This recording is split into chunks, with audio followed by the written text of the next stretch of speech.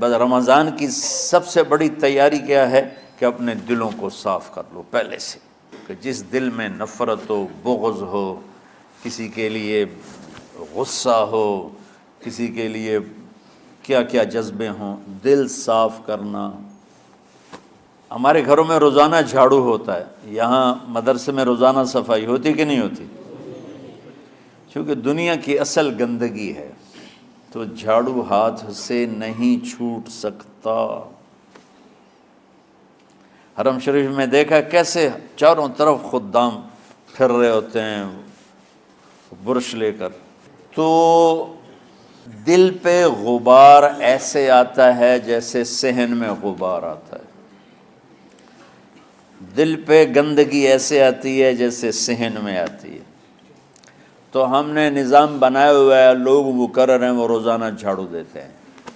تمہارا دل ایک آنگن ہے، ایک صحن ہے، اس میں بغض، نفرت، حسد، پتہ نہیں کیا کیا گندگیاں آئیں گی اور آتی رہیں گی۔ بچوں ایک کام کرو، جھاڑو پکڑ لو، صاف کرو۔ یا اللہ معاملہ تجھ سے کرنا ہے، لوگوں سے نہیں۔ کسی نے برا کہا، کسی نے غیبت کی، کسی نے گالی دی، کسی نے دھکا دیا، کسی نے حق مارا، کسی نے کچھ کیا، یا اللہ تیرے سپرد میں نے اپنے دل کو سب سے صاف کیا، میں نے اپنے دل کو سب سے صاف کیا۔ یہ اتنی بڑی عبادت ہے کہ بڑے بڑے نفلوں والے، تہجد والے، حج عمرے روزے والے تمہیں نہیں پکڑ سکیں گے، چونکہ اس کا کرنے والا دنیا میں کوئی نہیں۔ نفل پڑھنے والے تو بے شمار ہیں، عمرے کرنے والے بے شمار ہیں، علماء بے شمار ہیں، حاجی بے شمار ہیں، سخاوت کرنے والے بے شمار ہیں، لیکن اس ٹکڑے کو صاف کرنے والا لاکھوں میں ایک بھی نہیں ہے۔ مشکل کام ہے، آپ یہ سیکھ لیں، صاف کرو، صاف کرو، صاف کرو۔ یہ رمضان کی سب سے بڑی تیاری اور علم کو حاصل کرنے کی سب سے بڑی چابی ہے کہ اپنے دل کو کھلا کر لو۔ کوئی چیز خالی ہوگی تو کچھ آئے گا۔ جس دل میں بغض بھرا ہو، نفرت بھری ہو، حسد بھرا ہو، کینہ بھرا ہو، اس میں خاک آئے گا، اس میں تو علم کی ایک کرن بھی نہیں آئے گی۔ اس زبان سے چاہے جتنے مرضی موتی بکھیرے، دل اس کا اندھا ہوگا۔ لا تعمى الابصار ولكن تعمى القلوب التي في الصدور۔ یہ آنکھوں سے اندھے نہیں، دل سے اندھے ہیں۔ تو بچوں اپنے دل کو صاف کرنا سیکھو۔ وہ کتنی مشہور حدیث ہے، آپ نے کہا اس دروازے سے ایک جنتی آ رہا ہے، تو ایک انصاری صحابی داخل ہوئے، جوتا ہاتھ میں، داڑھی میں وضو کا پانی۔ اگلے دن اس دروازے سے ایک جنتی آ رہا ہے، تو ایک صحابی آئے، ہاتھ میں جوتا، داڑھی میں وضو کا پانی، وہی صحابی۔ اگلے دن اس دروازے سے ایک جنتی آ رہا ہے، تو وہی صحابی 3 دن جنت کی بشارت لی۔ اس صحابہ کی جماعت میں ایک شخص ہیں جن کا نام ہے عبداللہ بن عمرو بن عاص۔ ان سے بڑا عبادت گزار صحابہ میں کوئی نہیں تھا، نہ سابقین میں نہ متاخرین میں، نہ پہلوں میں نہ بعد والوں میں۔ ان کی عبادت کیا تھی؟ ساری رات جاگنا، سارے دن کا روزہ، اور ایک ختم قرآن صبح سے شام تک۔ اتنی اللہ نے طاقت دی تھی۔ پھر وہی غلوب والی بات آ گئی، ایکسٹریم ہونے والی بات آ گئی۔ ان کی شادی والی رات حجلہ عروسی میں داخل ہو رہے ہیں، دلہن کے کمرے میں داخل ہو رہے ہیں، اور مصلی بچھا کے اللہ اکبر، اور دیر نفل تے نفل، دیر نفل تے نفل۔ تو ان کی بیگم نے دیکھا تو وہ بھی خیر کا زمانہ تھا، انہوں نے بھی وضو کیا اور پیچھے مصلی بچھا کے وہ بھی فجر تک نفل پڑھتے رہے۔ صبح ہوئی تو حضرت عمرو بن عاص رضی اللہ عنہ نے پوچھا، بیٹی رات کیسی گزری؟ کہا جی ماشاءاللہ آپ کے بیٹے تو بڑے عبادت گزار ہیں، ساری رات نفلوں میں ہی گزری۔ تو وہ ان کو شکایت کر دی۔ حضرت عمرو بن عاص کو اتنا غصہ چڑھا، وہ بیٹے کو تو کچھ نہیں کہا، کتنی حکمت کی بات ہے، سیدھے گئے اللہ کے نبی کے پاس، یا رسول اللہ یہ عبداللہ دیکھیں کیسا نادان ہے، اس کی شادی کی ساری رات نفل پڑھتا رہا۔ تو آپ کہتے ہیں ماشاء اللہ کتنی بڑی بات ہے، نفلوں میں گزر گئی، رات بھی نفلوں میں گزر گئی۔ تو آپ نے حضرت عبداللہ بن عمر کو بلا کے ڈانٹا کہ تو نے مہینے میں 3 دن روزے رکھنے ہیں، بس اس سے زیادہ نہیں رکھنے، اور ہفتے میں 1 قرآن ختم کرنا ہے۔ کہا یا رسول اللہ میرے اندر طاقت زیادہ ہے۔ پھر اچھا 15 دن روزے رکھنے، کہ نہیں میرے اندر طاقت زیادہ ہے۔ آپ اس کو تھوڑا تھوڑا کر کے گھٹاتے رہے، اور وہ ہر دفعہ نہیں یا رسول اللہ میرے اندر طاقت زیادہ ہے۔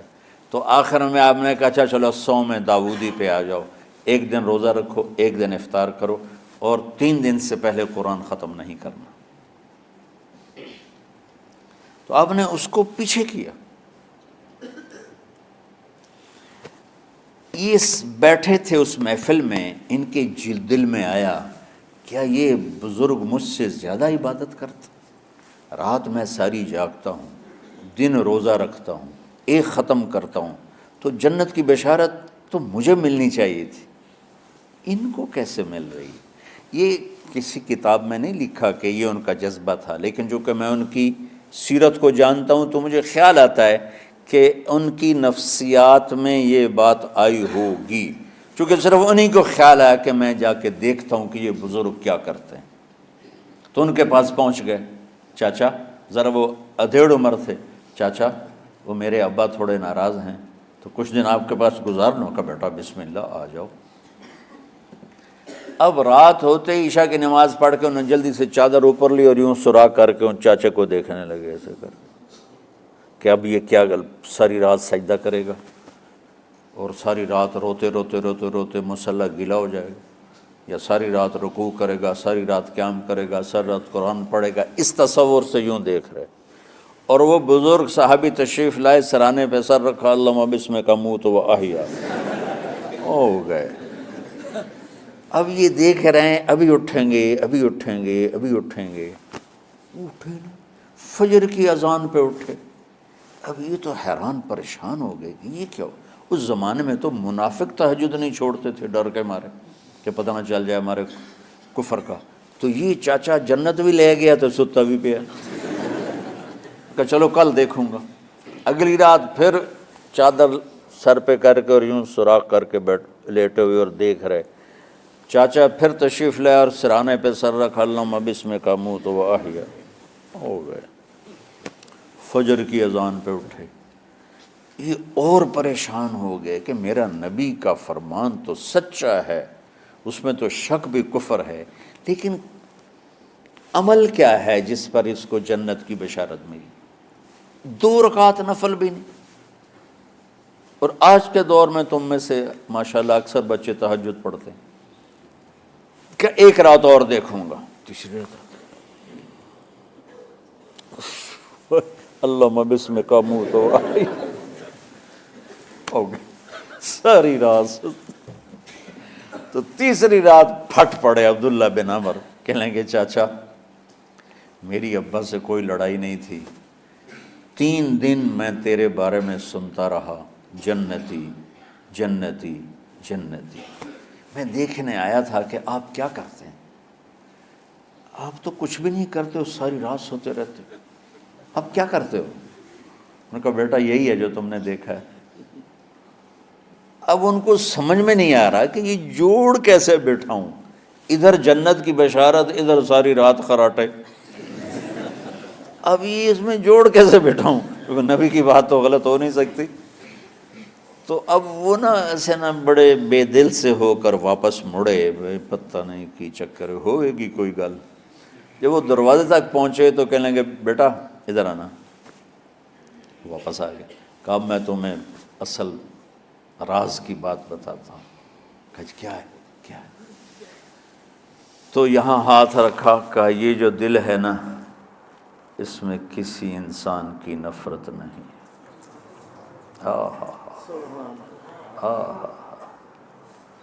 اور جب اللہ کسی کو رزق دیتا ہے، عزت دیتا ہے، مجھے کبھی حسد نہیں ہوا، مجھے خوشی ہوتی۔